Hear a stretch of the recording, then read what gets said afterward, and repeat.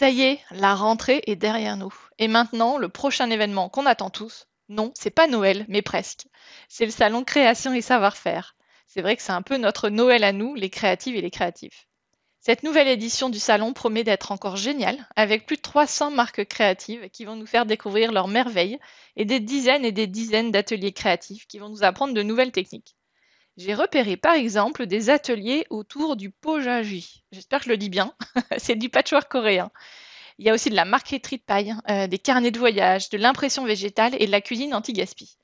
Si ces ateliers ou d'autres vous intéressent, je vous conseille vivement de les réserver rapidement sur le site du salon. Et puis cette année, il y a une grande nouveauté. Le salon accueille Aiguille en Fête, avec deux rendez-vous incontournables. Tout d'abord, l'exposition d'art textile Irrésistible Fil, qui navigue entre art et artisanat, et nous présente le travail de nombreux artistes du fil sur 500 mètres carrés. On en parle d'ailleurs avec l'invité de l'épisode 8 du podcast Paroles créatives qui arrive tout bientôt. Et puis on retrouvera également le championnat de France de vitesse de tricot, aussi appelé le spin knitting. Je n'y ai encore jamais assisté, mais il paraît que c'est quelque chose. Le défi est de tricoter le maximum de mailles en 3 minutes. Et le record est d'ailleurs à 267 mailles. Si vous voulez vous entraîner, vous savez à quoi vous attendre. Autre incontournable du salon, l'allée de l'inspiration, avec une vingtaine de créateurs qui nous proposent leur interprétation d'un Noël magique et disco. Il y aura aussi le village des créateurs, dans lequel on retrouve les créations de jeunes marques, le village du scrap, pour les fans de scrapbooking comme moi, le village Japon pour découvrir l'art japonais à la mode DIY, ça j'ai trop hâte, et il y a aussi le pôle éthique, pour créer de manière durable. Et on retrouve toujours la nocturne du jeudi soir, ça change pas, pour un afterwork DIY, et la journée famille créative le dimanche, cette année sur le thème des décorations de Noël. De mon côté, je serai présente les 5 jours du salon, notamment pour des ateliers autour de l'entrepreneuriat créatif, mais je vous donnerai les détails dans les semaines à venir. Je vous avoue que j'ai trop hâte. Je vous donne donc d'ores et déjà rendez-vous du mercredi 27 novembre au dimanche 1er décembre à Création et Savoir-faire à Paris, porte de Versailles. Allez, place à l'épisode du jour et un grand merci à l'équipe du salon Création et Savoir-faire de soutenir le podcast. Bonjour à tous, bienvenue sur le podcast Fait Main, le podcast de la communauté DIY, dans lequel je vous emmène rencontrer des entrepreneurs créatifs.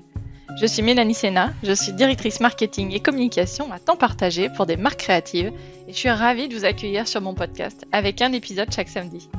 Avec ces créatifs passionnés, on parle des moments marquants de leur parcours, de la manière dont ils nourrissent leur créativité et de leurs projets à venir. C'est une véritable plongée dans leurs coulisses que je vous propose et c'est très inspirant pour notre propre cheminement. Plus de 130 conversations vous attendent déjà et je vous invite à vous abonner au podcast sur Apple Podcasts, Spotify ou Deezer par exemple. Vous avez un petit bouton s'abonner sur la fiche du podcast. C'est entièrement gratuit et comme ça vous serez averti des prochains épisodes.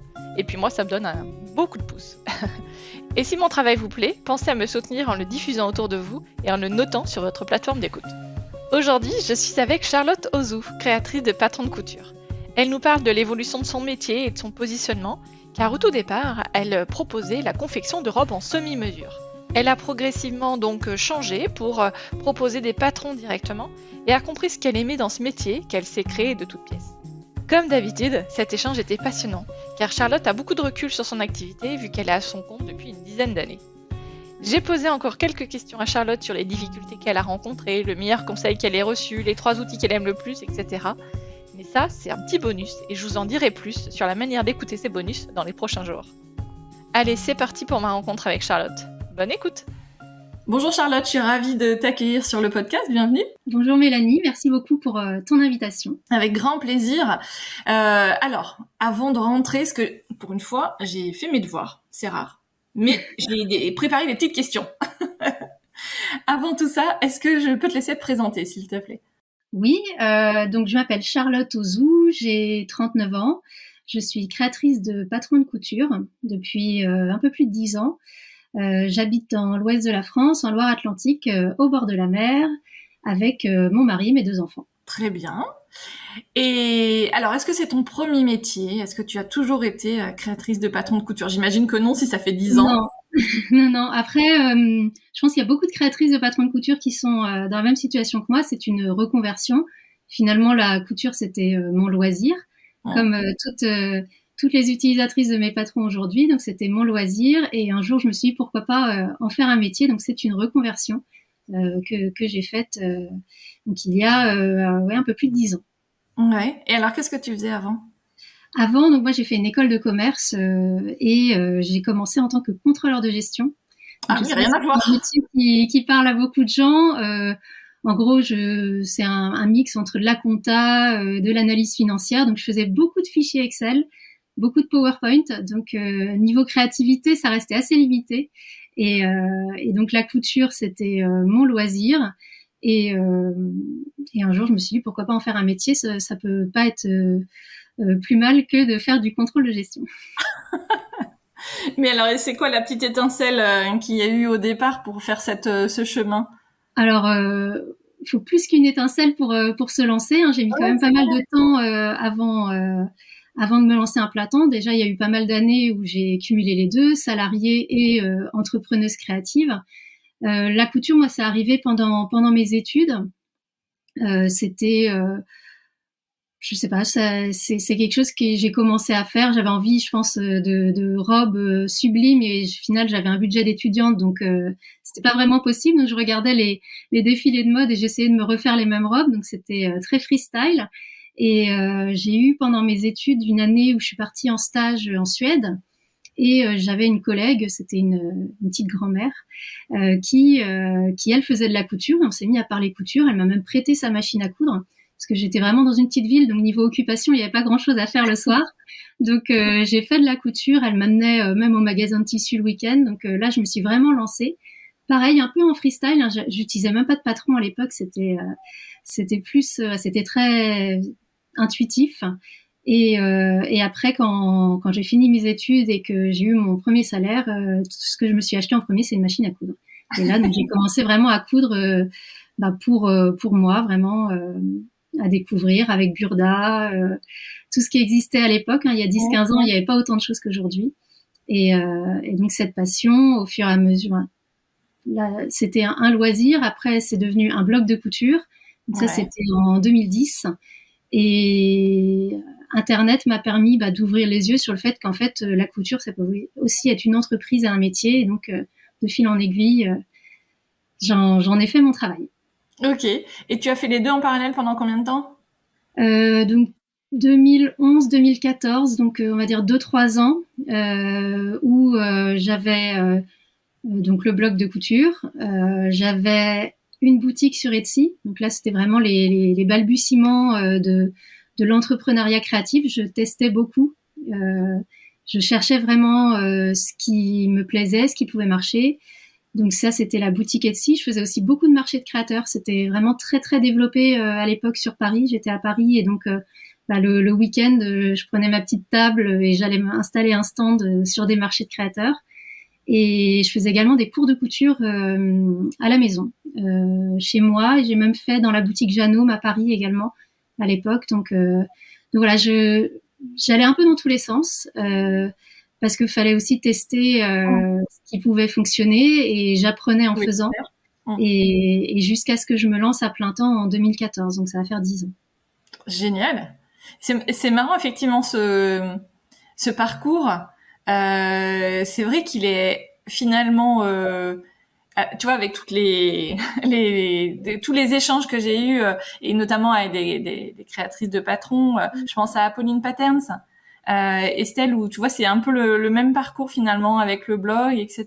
Donc c'est rigolo à quel point ça nous donne des ailes en fait, tu vois, de se créer un petit cocon à soi au départ de blog et puis après que ça devienne, tu vois, autre chose.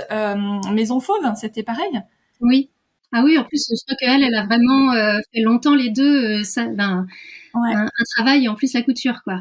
Moi, j'ai tenu 2-3 ans. Après, vraiment, si je voulais développer l'entreprise, il fallait être à plein temps. Ça devenait assez frustrant au bout d'un moment de passer mes week-ends sur des marchés de créateurs et de reprendre ma vie de salarié le lundi. À un moment, c'est trop schizophrène.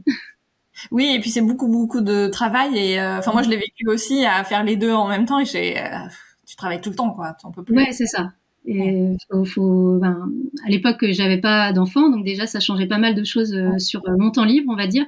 Mais voilà, faut quand même se ménager du temps pour faire autre chose. Après, la couture, c'est c'est une passion. Donc en fait, c'était mon loisir à l'origine. Donc en fait, on le fait pas de façon contrainte en fait. C'est naturel de travailler le soir, les week-ends, quand en fait c'est notre loisir qui devient un métier. Bien sûr, mais c'est un peu ça finalement qui est, j'allais dire trompeur, c'est pas ça, mais en tout cas c'est grâce à ça qu'on tient. C'est parce qu'en fait c'est passionnant et tout ça, et du coup on compte pas nos heures. Et si c'était pas le cas, on le ferait pas en fait. On ne passerait pas nos soirs, nos week-ends, etc. Donc moi je me suis rendu compte que maintenant que c'est mon métier finalement, cette activité autour des podcasts, autour du marketing, j'ai pas envie le week-end de faire le montage d'épisodes. Alors que je l'ai fait, mais pendant, 3 ans et demi, je ne faisais que ça. Je travaillais le soir, le week-end pour faire le montage. Et là, maintenant, je peux plus, quoi. Vraiment, c'est vraiment. Parce que une fois qu'on a trouvé finalement la possibilité, que ce soit notre seul travail, c'est là où on commence à apprécier justement d'avoir les temps de pause et de retrouver un équilibre au final. L'entrepreneuriat va pour durer. Il y a des périodes un peu plus on va dire déséquilibré que d'autres, et une fois qu'on a passé une petite marche et qu'on atteint le stade d'après, on peut souffler un peu, et c'est là où on peut apprécier. Mais bon, faut passer par, je pense, cette période-là un peu compliquée pour aussi atteindre la suite et profiter après. Ouais, c'est exactement ça. Ouais. Donc je trouve que c'est le cheminement qui est le plus sûr finalement, c'est de construire quelque chose au départ par passion. Et puis jusqu'au moment, comme tu dis, où là c'est trop frustrant de se dire mais il y a autre chose à faire, je pourrais développer davantage. Et là, on met les choses en place pour que la suite puisse se profiler à 100% à temps plein sur cette nouvelle activité. Ouais. Exactement. Et après, c'est pas quand je me suis lancée à temps plein il y a 10 ans que l'équilibre a été trouvé. Il m'a fallu encore pas mal d'années ensuite pour réussir à construire quelque chose de pérenne. C'est vraiment un marathon d'être entrepreneuse créative. Ouais. Effectivement, c'est pas un sprint, quoi. Hein. C'est vraiment le marathon, c'est le bon terme, quoi. C'est une course de fond. Si on se met en mode sprint, on n'arrive pas très loin. Ouais, c'est clair. Ouais. Et alors, avant d'enchaîner un peu sur cette partie, justement, moi, à chaque fois que je vois des créatrices de patrons de couture, honnêtement, mon premier réflexe je sais pas si c'est vraiment lié au marketing ou si c'est juste réflexe normal, mais chaque fois je me dis encore une créatrice de patrons de couture. Donc parce qu'en fait effectivement il y a beaucoup de monde. Mais alors donc avant cette question-là, j'en ai une autre. Quand tu faisais tes patrons un peu freestyle au tout début, sans patron de couture et tout ça, alors on rappelle aussi que il y a 15 ans l'offre n'avait rien à voir. Et que quand tu parles de Burda, voilà, c'est pas forcément. C'était Burda, c'était même des livres japonais, il y avait beaucoup, et donc j'avais des livres japonais en japonais. Donc là, c'était vraiment n'importe quoi. Moi, j'avais réussi à repérer le signe qui voulait dire devant, dos, et après, les instructions, il y avait quelques schémas et on se débrouillait comme on pouvait, quoi. Mais c'était vraiment l'offre était incomparable à ce qui peut exister maintenant. Donc ça, c'est sûr. Moi, vraiment, ce côté créatrice de patron de couture, c'est pas ce que j'avais choisi au départ comme activité, on va dire. Ça m'est un peu tombé dessus par hasard. Donc, comme je te disais, en 2014, je me suis lancée à temps plein sur l'entrepreneuriat créatif. Mais à l'époque, ce que j'avais, c'était une boutique Etsy où je vendais des robes, je vendais des pochettes. Et donc, moi, quand je me suis lancée à plein temps, mon projet, c'était finalement de développer ma ligne de robes en confection. Donc, je cousais pour mes clientes. Donc, j'étais pas créatrice de patron. Après, je faisais du patronage justement pour créer les robes que je vendais. Mais c'est pas les patrons que je vendais, c'était les robes. Donc ça, c'est une activité que vraiment je voulais développer en 2014. Mais une semaine avant de quitter mon emploi salarié, j'ai reçu un mail d'une éditrice de chez Mango qui m'a proposé d'écrire un livre. Donc elle m'avait repéré via mon blog de couture, mes cours de couture également que je donnais à domicile. Et bon, après, quand on se lance à plein temps, au final, c'est un peu le saut dans le vide. Je me suis dit, au moins j'aurai ça, un petit revenu, parce que finalement, faut vraiment aussi tenir financièrement les premières années quand on se lance. Et donc, j'étais un peu à dire oui à tout. Hein. Il faut être assez ouvert. Donc, Bah voilà, j'ai écrit ce livre de couture en 2014 qui s'appelait et qui s'appelle toujours parce qu'il est toujours là, Apprendre à coudre ses vêtements et accessoires. Et donc c'est ça qui m'a lancée à être créatrice de patron de couture. D'accord. C'est pas ce que je voulais à l'origine et pendant très longtemps mes patrons c'était uniquement mes livres de couture et c'était fait en parallèle de mon activité de confection de robes. D'accord. Mais après, les patrons que tu as dans le livre, tu n'as pas le droit de les commercialiser en dehors du livre. Non, donc, non. Voilà, donc il faut quand même... toi, du coup, tu revendais ton livre. Bah alors, c'est pas moi qui le revends. Après, moi, je l'écris et ensuite, c'est vraiment la maison d'édition qui gère toute la suite. Une fois que le livre est écrit, imprimé, commercialisé, là, moi, mon travail est quasiment inexistant. Je fais de la communication pour parler de mon travail, mais finalement, c'est même pas une obligation. Là, le livre vit sa vie en librairie, Internet. Tu l'as jamais revendu sur ta boutique?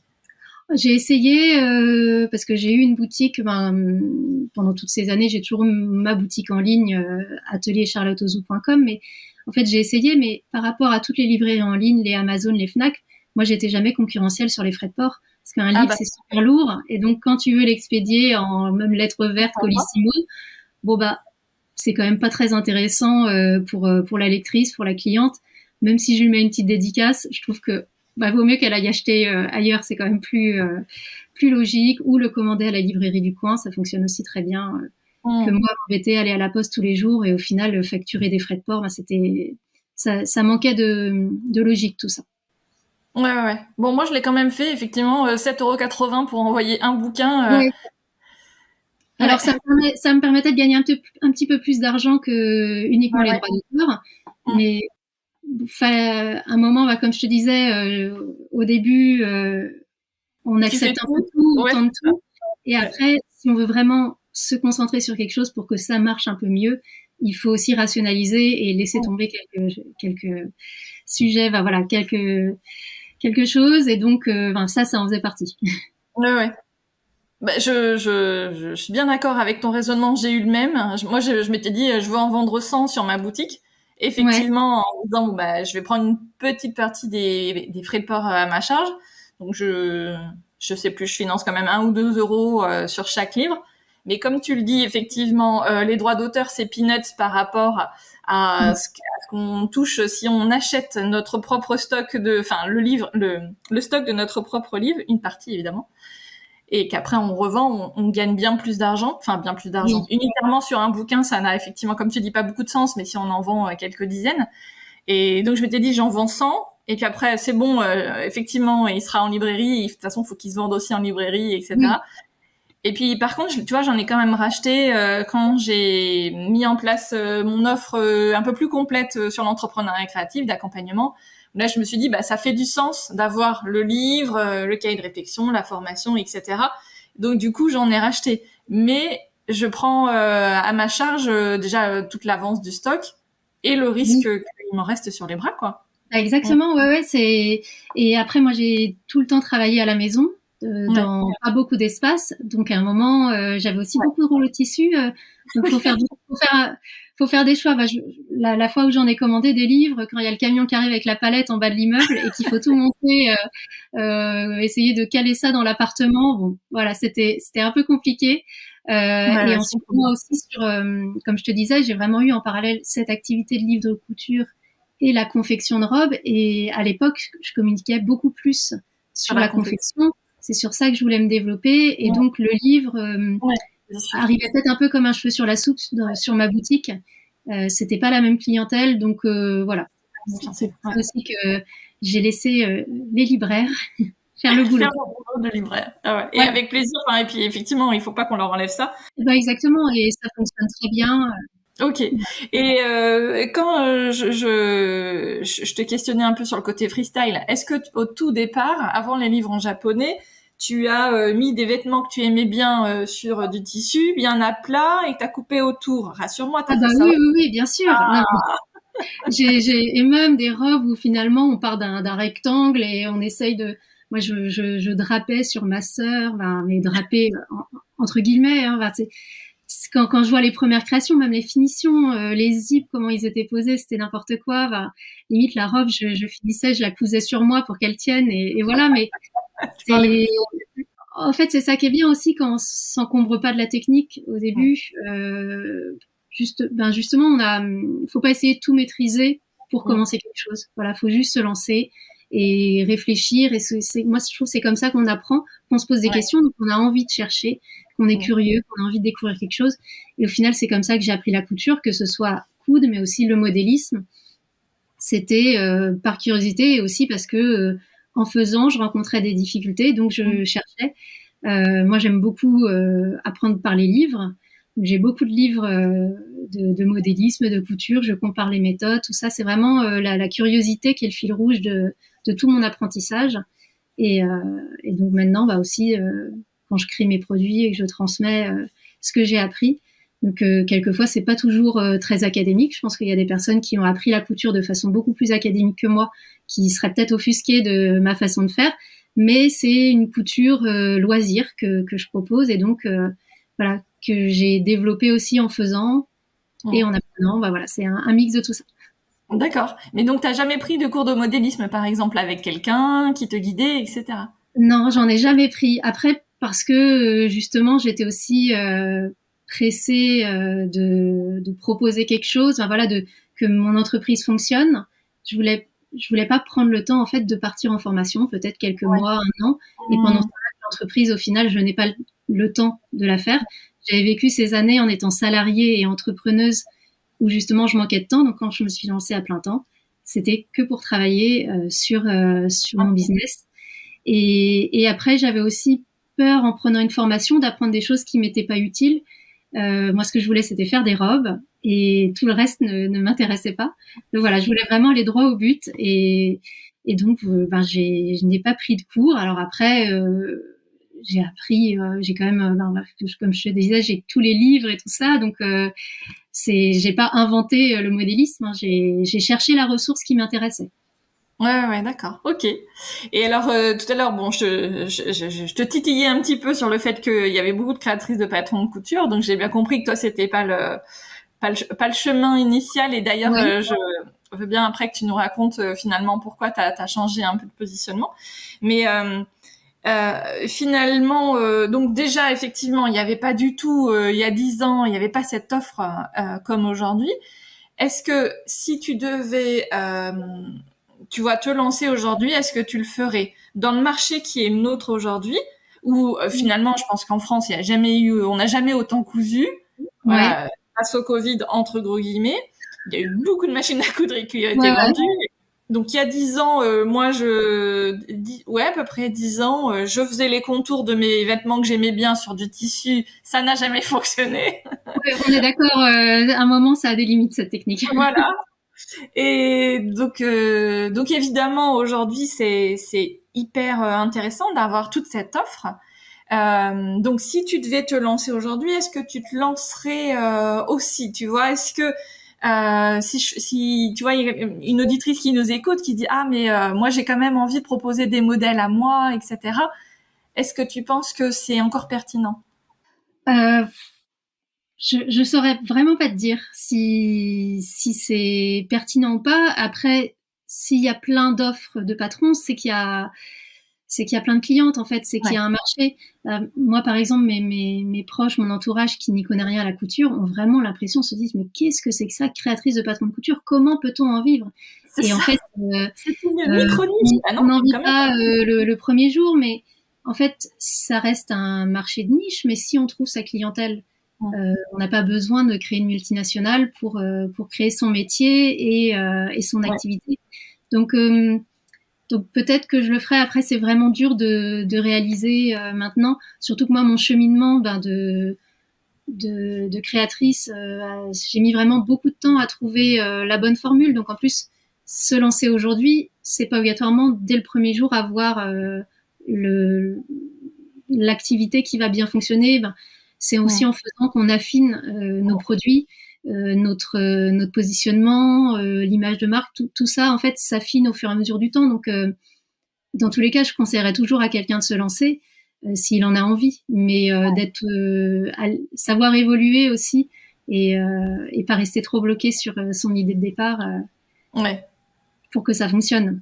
C'est du temps, moi, à m'en rendre compte, mais de toute façon, il faut aussi du temps. Bah, comme on dit, c'est un marathon. Et une fois qu'on s'en rend compte, bah, voilà, on fait les ajustements pour que ça dure. Moi, sur cette histoire de concurrence, je me dis toujours, je fais toujours le parallèle avec les coiffeurs. Parce qu'en fait, dans une rue un peu passante, bon, bah, t'as potentiellement trois coiffeurs, 3-4 coiffeurs et tout ça. Et heureusement, en fait, qu'il y a cette concurrence-là. Parce qu'en fait, on a toutes nos préférences. Exactement. Et même, les magasins de vêtements, les marques de mode, il y a quand même moyen d'être différent, de se démarquer. Et après, moi, ce que j'ai toujours trouvé, c'est un patron de couture. Ce qui fait la qualité d'un patron de couture, en tout cas sa différenciation, c'est pas uniquement le vêtement, c'est tout ce qu'il y a autour, les instructions, l'expérience d'achat, l'accompagnement, le service client, la communication. Il y a vraiment une notion forte d'attachement à une marque et il y a des marques qui nous parlent plus que d'autres, voilà, dans lesquelles on se reconnaît, on se sent bien. Donc tant qu'on est soi-même et qu'on n'essaye pas de faire comme les autres, on peut trouver sa place. Voilà. Ouais. Avec des ambitions pas mirobolantes non plus, mais... Je te rejoins aussi là-dessus. Ça m'a fait rire quand t'as dit ça parce que moi, c'est pareil, tu vois, je me dis... en fait, donc pareil, si je fais le parallèle avec mon activité, l'accompagnement à l'entrepreneuriat créatif, et je me dis, en fait... je vois qu'il y a déjà pas mal de filles qui font ça, ou alors sur une partie, pas sur la totalité. Et je dis bon, et puis en plus elles font ça, enfin, de ce que j'en vois de l'extérieur, ça a l'air pas mal. Donc voilà, je me dis ah bah mince, est-ce que vraiment j'ai un truc à faire quoi.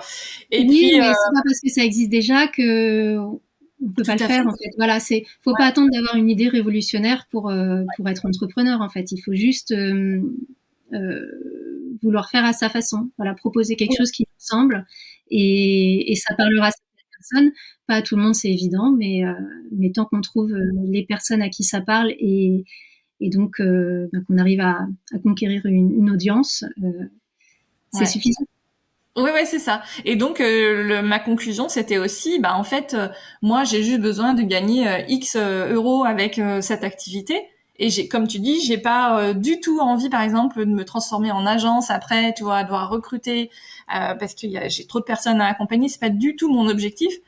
Donc en fait, si admettons que 100 personnes ou 200 personnes qui suivent ma formation, en fait, ça me suffira parce que je sais pas staffer derrière. Voilà, j'ai pas 3-4 personnes à faire vivre, etc. Et c'est pas du tout mon objectif. Donc finalement, voilà, j'ai pas besoin d'une multinationale. Donc du coup, ça me va bien, même si c'est un marché de niche. Et c'est toujours ce que j'ai dit quand j'ai quitté le salariat. Moi, j'avais finalement, on va dire, 2 objectifs, 2 ambitions. C'était rendre mon métier plus riche. Contrôleur de gestion, j'étais dans une entreprise très grosse, donc on est finalement un petit boulon de la machine, donc avec un champ d'action très limité. Moi, ce que je voulais, c'était avoir des journées plus variées. Donc, c'est aussi pour ça que depuis 10 ans, je travaille toute seule et que j'ai plaisir à tout faire dans mon entreprise. Pour vraiment avoir des journées qui ne se ressemblent pas, entre guillemets. Et deuxième chose, c'était juste m'autosuffire. Donc, en fait, réussir à créer mon métier.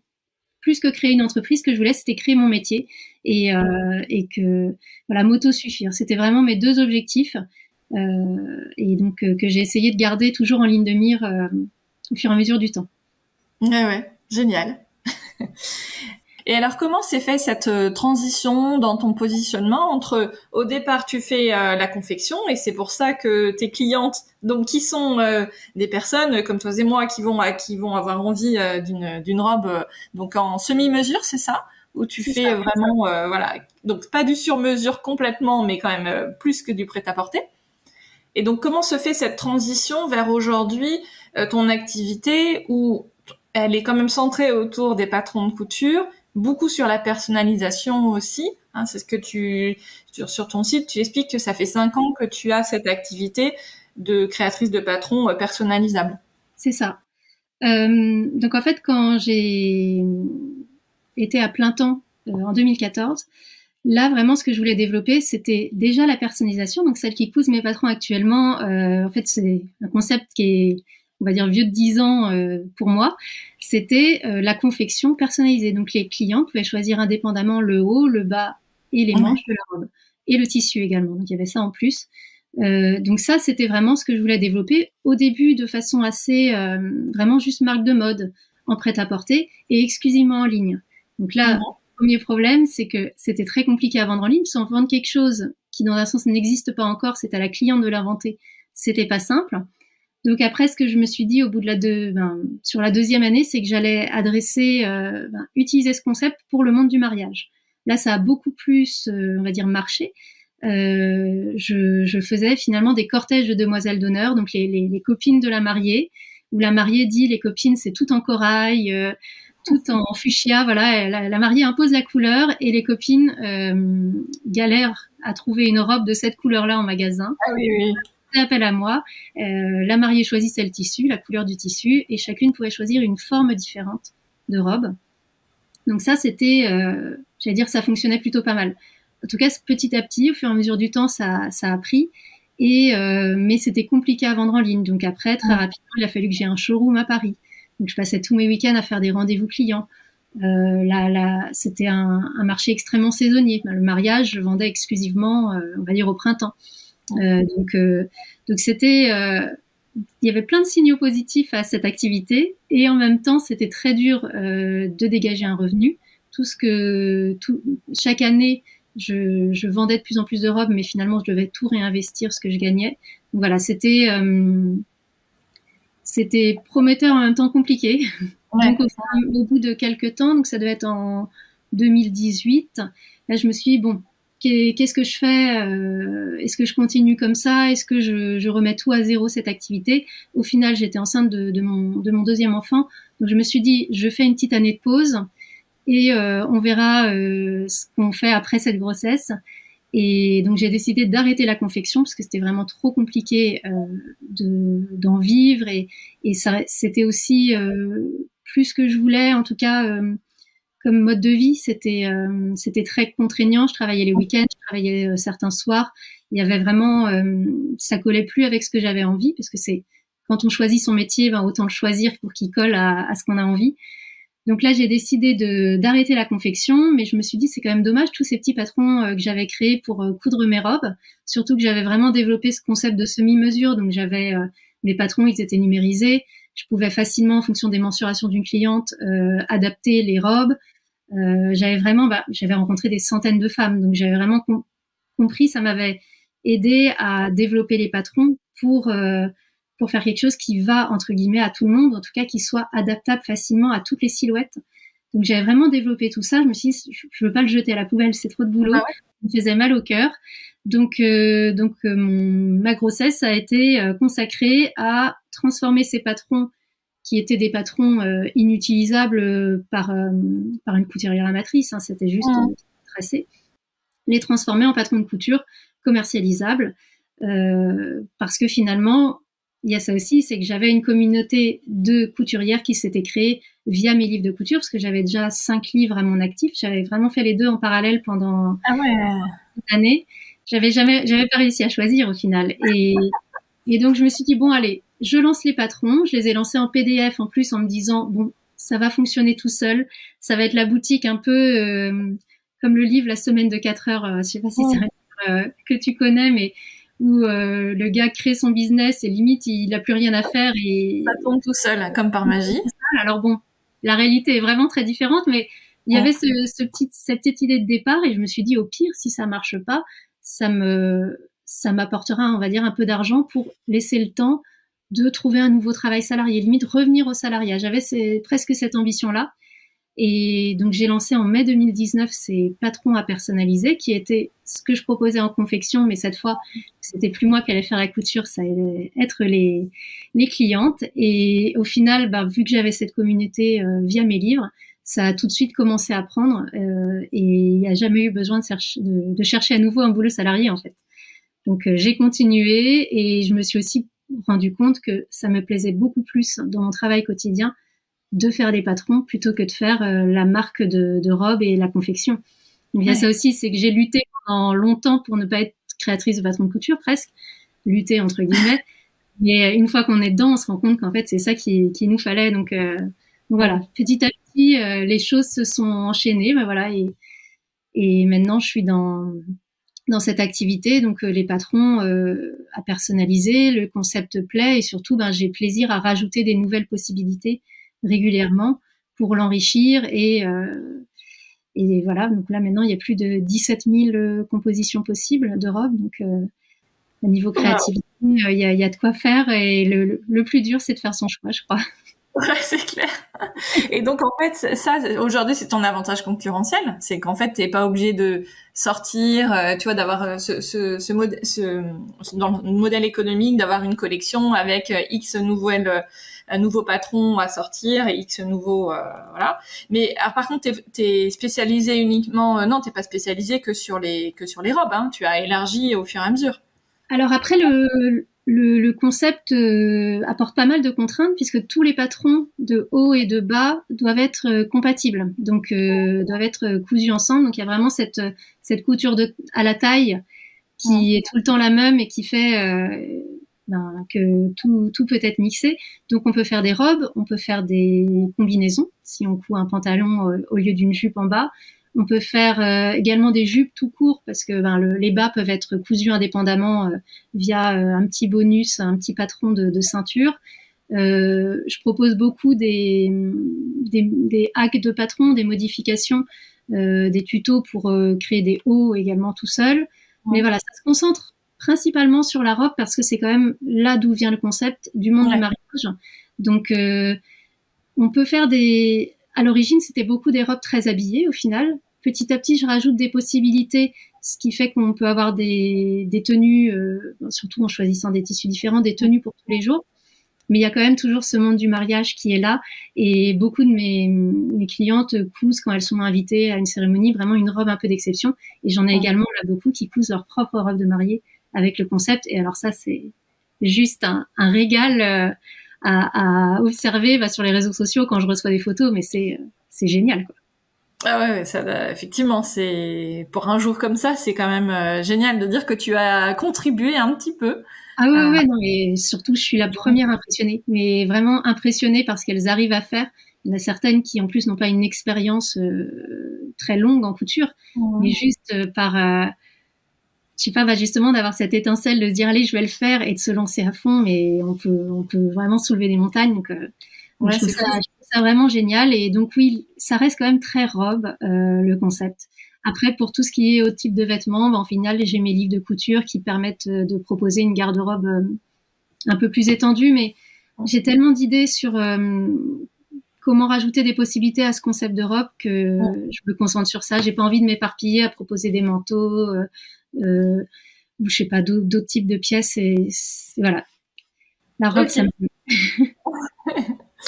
Et alors, j'ai vu en regardant sur ton site qu'on pouvait donc faire notre choix donc pour assembler ce qu'on voulait, le haut, le bas, etc.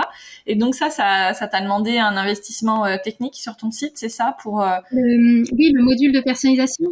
Ouais. Alors j'ai vécu longtemps sans module de personnalisation. Vraiment, moi, j'ai ce côté un peu à tout faire moi-même, comme je te disais, pour rendre mon métier riche et apprendre des choses. Mais il y avait aussi une deuxième motivation, c'est quand j'ai lancé ces patrons en 2019, je voulais vraiment faire une entreprise low cost, donc c'est-à-dire réduire au maximum les dépenses, parce que pendant des années, justement, pour la marque de confection, j'avais, on va dire, payé le monde entier sauf moi. J'avais vraiment beaucoup de charges et derrière, il n'y avait plus rien pour me payer. Donc là, je me suis dit, si je veux vraiment un jour, à ce moment-là, faire une entreprise qui va me permettre de me rémunérer, on réduit au maximum les charges. Donc c'est là où je me suis dit, je fais le site internet moi-même, je fais les photos moi-même, il y a vraiment ce côté-là. Donc j'ai vécu 3 ans avec un site finalement basique, chaque haut, chaque bas, et c'était une fiche produit différente. Et il y avait un petit fichier à côté qu'on pouvait télécharger pour avoir ce module de personnalisation et prévisualiser sa composition de patron. Mais bon, au bout de 3 ans, je me suis dit, allez, il faut que je trouve quelqu'un pour me faire ce développement. Et j'ai eu du mal à trouver une développeuse et un développeur ou une développeuse, mais en tout cas, j'en ai trouvé une qui une perle et m'a fait quelque chose de génial, qui a été super à l'écoute de de ce que je voulais, qui a compris également le concept, parce que c'est pas si simple à développer tout ça. Et là, ça rend en tout cas la boutique beaucoup plus ludique. Et on peut vraiment, il y a même une fonctionnalité de wishlist où on peut justement faire sa liste de créations qu'on a envie de coudre. Alors le problème, c'est qu'il nous manque toujours du temps pour coudre tout ça. Mais même moi, la première, quand j'essaie d'imaginer ce que je vais coudre pour montrer également les possibilités, je vais sur mon site et je m'amuse à mixer les hauts, les bas, les manches. Donc voilà, c'est super ludique. Après, j'ai plein d'autres idées pour encore améliorer la boutique, rajouter d'autres fonctionnalités, mais faut prendre son temps, voilà, pour faire les choses et que ce soit bien fait. Et voilà, moi j'ai aussi, si je veux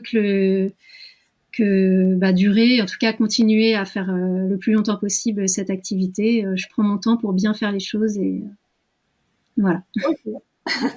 La couture, c'était ta passion. Est-ce que ça l'est encore? Et est-ce que tu fais d'autres choses pour te détendre?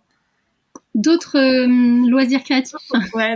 Quel hobby ou autre, hein, tu vois? Quel hobby aujourd'hui pour te détendre Alors c'est vrai que la couture, j'en fais plus du tout sur mon temps libre, on va dire, en dehors des heures de travail. Et mes heures de travail, s'il y a très peu de couture aussi personnelle. En fait, je me rends compte, moi, ce qui me plaît dans la couture, c'est vraiment le modélisme, c'est le développement. C'est limite aussi plus le processus de coudre que de porter le vêtement. Finalement, je m'habille pas tous les jours en fait main. Ça va en décevoir certaines, mais bon. Après, les robes de mariée, j'en ai plein le placard, mais j'ai pas trop d'occasion de les porter tous les jours. Donc, après, le reste du temps, je fais un peu de tricot. Ça, c'est vraiment, j'en ai toujours un à disposition à côté de mon canapé. Là, depuis 1 ou 2 semaines, je teste la broderie. Donc, je me suis acheté un petit kit et je trouve ça plutôt pas mal. Donc, je pense que ça va pas mal continuer. Et après, sinon, moi, j'aime beaucoup marcher. Je fais du jardinage aussi. Moi, j'habite dans une maison, donc j'ai un petit jardin. Et là, je m'amuse beaucoup à gratouiller la terre, à planter des fleurs et réussir à les faire pousser. C'est pas toujours facile, mais voilà, et profiter aussi en famille avec les enfants. Ouais. Ils ont quel âge tes enfants? Ils ont 5 ans et 8 ans. Oui, d'accord. Ils sont encore petits. Ouais. De plus en plus autonomes, mais ils ont encore besoin de moi. Ouais. Bon, même quand ils sont plus grands, ils ont toujours besoin de nous. Ouais, c'est ça, voilà. Ouais, tant mieux, tant mieux. Oui. Après, ouais. Moi, je suis dans la période où des fois je râle un peu bref, tu sais, du quotidien et tout ça. Mais tu t'entends souvent quand même un peu les mamans parler du syndrome du nid vide, tu sais, et dire voilà, quand elles commencent à partir et tout, je pense que voilà, il faut quand même en profiter entre guillemets maintenant. C'est même si tous les moments sont pas roses. Exactement. Ouais, bon, bref. J'ai encore un peu le temps, mais ouais, c'est sûr, j'en profite. Et après, bon là, cette activité de créatrice de patron de couture et surtout le fait que ce que je vends, c'est uniquement des PDF, donc c'est vraiment, c'est pas du tout la semaine de 4 heures, hein, faut pas croire, mais en tout cas, la boutique, elle fonctionne, les envois fonctionnent tout seuls, tout ça, donc ça me donne non pas le fait de pas travailler beaucoup, mais ça me donne une liberté pour justement être flexible et adapter mes priorités au quotidien. Donc ça, j'apprécie beaucoup cette indépendance et cette liberté quand c'est la période de vacances.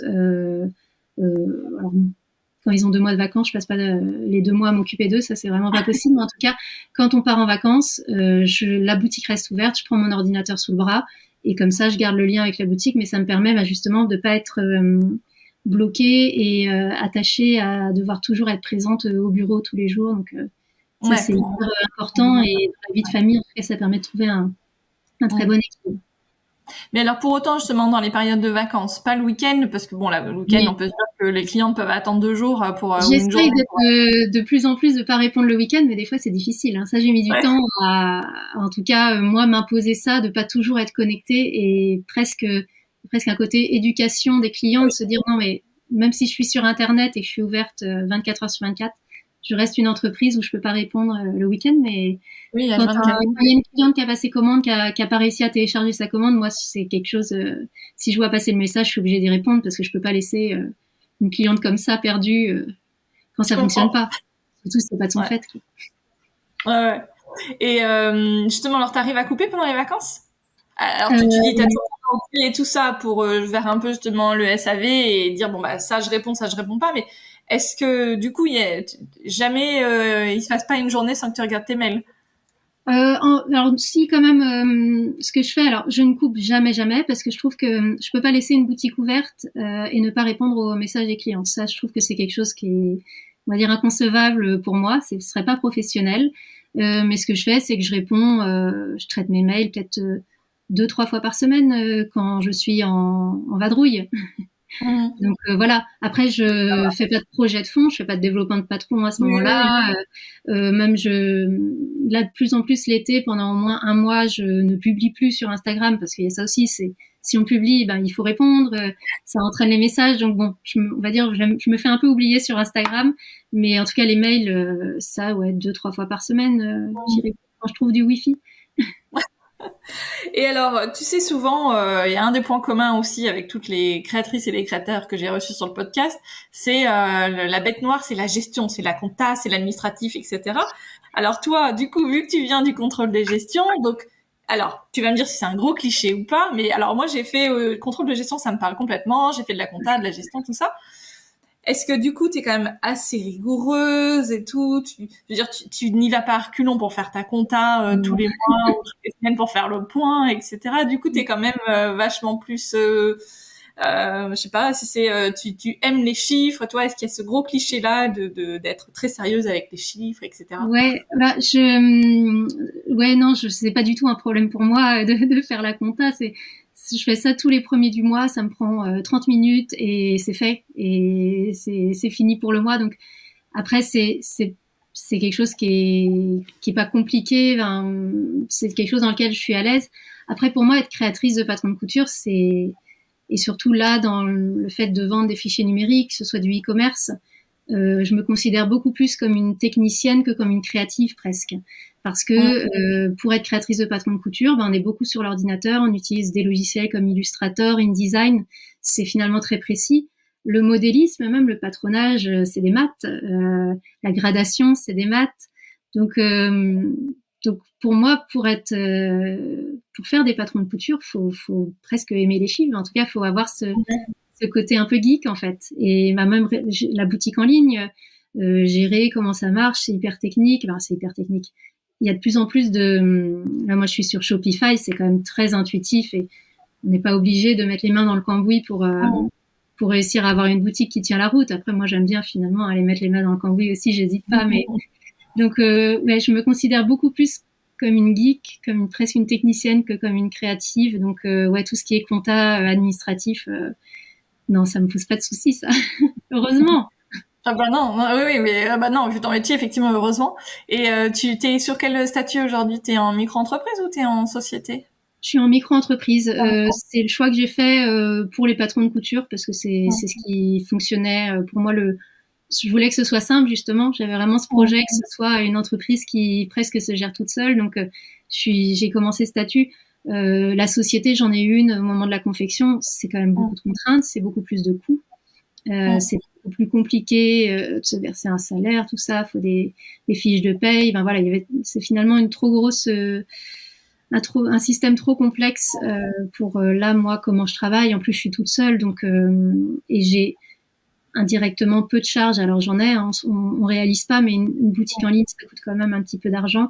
Les logiciels, tout ça. Donc il y a quand même des charges à créer. La prévoyance, les assurances, enfin voilà, on n'a pas d'assurance chômage en micro-entreprise, hein, on paye des charges sociales, mais pas pour le chômage. Exactement. Donc il y a quand même des frais, mais bon, c'est quand même beaucoup plus simple d'être en micro-entreprise pour moi pour cette activité. Ouais. Non, mais ce qui m'a mis sur la piste, c'est les 30 minutes par mois. Moi, c'est à peu près aussi le temps que je dois passer. Donc, ouais, c'est ça. Ça reste simple. Ouais. J'ai mon petit fichier Excel qui fonctionne très bien. Il est vraiment très simple par rapport à ce que je faisais quand j'étais contrôleur de gestion. Je pense que j'ai beaucoup perdu en compétences sur Excel au bout de 10 ans, mais c'est pas grave. c'est amplement suffisant pour mon besoin. Ouais, ok.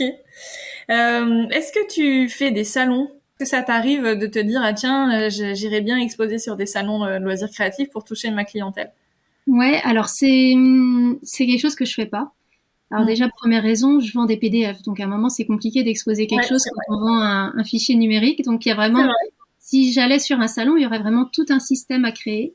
J'y ai un peu réfléchi à un moment parce que je me dis aussi c'est une façon d'aller conquérir aussi des nouvelles clientes, de parler de mon concept, de l'expliquer. Puisque là, ce qui est compliqué sur Internet, c'est de trouver des nouveaux clients constamment. En fait, c'est ça aussi qui est, si on veut durer, c'est bien de fidéliser ses clients, mais il faut aussi en trouver des nouveaux. Donc moi, mes livres de couture, c'est pas moi qui les vends, c'est via une maison d'édition. Donc finalement, indirectement, ils sont déjà sur les salons, notamment CSF. Mango a son stand tous les ans. Donc moi, toute seule, avoir un stand, je me suis pas encore motivée. Je crois que vraiment, il faudrait que je me motive parce que c'est quand même un gros projet. Faudrait que j'imprime certains de mes patrons pour avoir un stock. Faudrait investir, partir avec un camion. Donc, je crois que pour l'instant, j'ai pas encore trouvé la motivation de mettre en marche pour faire ça. Je trouve que c'est quand même beaucoup et c'est aussi un risque financier parce que ça reste assez cher d'avoir un stand et c'est des moments qui sont épuisants même quand j'y vais passer une demi-journée et que je fais mes dédicaces sur le stand de Mango, je suis déjà assez fatiguée à la fin de la journée, donc tenir toute la semaine, elles qui font ça, elles sont plutôt fortes. Ouais, c'est clair. Ouais, non, c'est chaud. C'est génial. Merci beaucoup, Charlotte, pour tous ces partages. Si c'était à refaire, tu re-signes? Carrément. Et je pense avec le même cheminement, même si j'ai mis, on va dire 5 ans à plein temps à trouver la formule qui marche, mais qui marche aussi pour moi. Il fallait que je passe par toutes les étapes d'avant pour arriver à ça. Donc ouais, sans problème, je re-signe. Et même là, je re-signe pour encore de nombreuses années. Moi, l'idée, c'est de continuer à faire ça. Je sais pas si c'est sous cette forme-là, mais en tout cas, de continuer à être entrepreneuse créative jusqu'à ma retraite. Moi, ça m'irait très, très bien. Ouais. Ouais, moi, je dis, est-ce que c'est encore, enfin, tu vois, est-ce que c'est la dernière étape? Donc, l'étape qu'on vit en ce moment. T'as quel âge? Moi, j'ai 39 ans, donc j'ai encore pas mal d'années devant moi, normalement, à bosser. Je considère que c'est pas obligatoirement ma dernière étape, en tout cas telle que c'est actuellement, mais rester indépendante, d'avoir cette liberté, cette indépendance, moi c'est quelque chose que je me rends compte qui est hyper précieux pour moi. Donc juste réussir à toujours avoir la formule qui moi me motive à travailler au quotidien, qui fonctionne. Voilà, c'est mon seul objectif, quoi, pour durer le plus longtemps. Ouais. Et donc si je te demande de quoi tu es la plus fière? C'est ça, c'est d'avoir déjà réussi à faire ton propre métier, à créer ton propre métier pendant 10 ans. C'est cette liberté d'avoir le choix en fait. C'est vraiment ça. C'est je dirais jamais j'ai pas le choix, je suis obligée de faire ci, je suis obligée de faire ça. Non, moi je considère que ma vie quotidienne, en tout cas, je la choisis et donc voilà, c'est vraiment ma fierté, je pense. Génial. Eh ben super, c'est effectivement une belle fierté. Moi je suis complètement raccord avec toi sur le côté indépendance, liberté. Vraiment, ça n'a pas de prix, quoi. Exactement. Après, il faut être rigoureux, organisé, aller travailler tous les matins. Il y a personne qui me force à aller travailler, mais voilà, c'est aussi simple de trouver la motivation quand on sait pourquoi on le fait et ce qu'on a en retour. Donc c'est très, très précieux. Bon. Génial. Merci beaucoup, Charlotte. Merci. Bientôt. À bientôt. Me revoici. J'adore ces rencontres, car même si parfois certaines parties du parcours des invités sont similaires, la majeure partie de l'histoire est différente. C'est toujours très riche et merci encore à Charlotte pour son partage en toute transparence. Rendez-vous sur son site ateliercharlotteouzou.com ou sur son compte Instagram avec le même nom pour découvrir plus encore ses patrons personnalisables. On se retrouve également sur mon compte Instagram à moi, sur mon site ou dans ma newsletter pour à la fois les coulisses du podcast et des conseils sur l'entrepreneuriat créatif. Et si cet épisode est le premier que vous écoutez, bienvenue. Vous avez encore plein de créatrices et de créateurs passionnants à découvrir avec plus de 130 conversations, que ce soit dans le domaine de la couture ou pas. Et si le podcast vous plaît, pensez à me soutenir en laissant un avis sur votre plateforme de podcast préférée. Et vraiment, si vous êtes fan, un pourboire sur PayPal ou Tipeee. Vous trouverez toutes les infos sur mon site, podcastfemain.fr. Et un mini rappel, avant de conclure cette conversation, si vous aussi vous développez une activité pro autour du fait main, j'ai la formation parfaite pour vous accompagner, Copilote. C'est le programme audio que j'ai créé pour vous aider à vous épanouir dans cette activité et partager les compétences que j'ai acquises au fil de mes 20 ans d'expérience professionnelle. Marketing, développement commercial, web, communication, admin, juridique, compta, organisation, état d'esprit et relations clients. L'idée est de se former sans écran, plus facilement qu'avec des vidéos et à la carte. Mon offre de lancement à prix préférentiel se termine le 30 septembre, alors rendez-vous sur podcastfemain.fr pour toutes les infos. Je vous dis à très vite pour un nouvel épisode et d'ici là, n'oubliez pas de toujours prendre un moment dans votre quotidien pour créer. Je vous embrasse, à bientôt!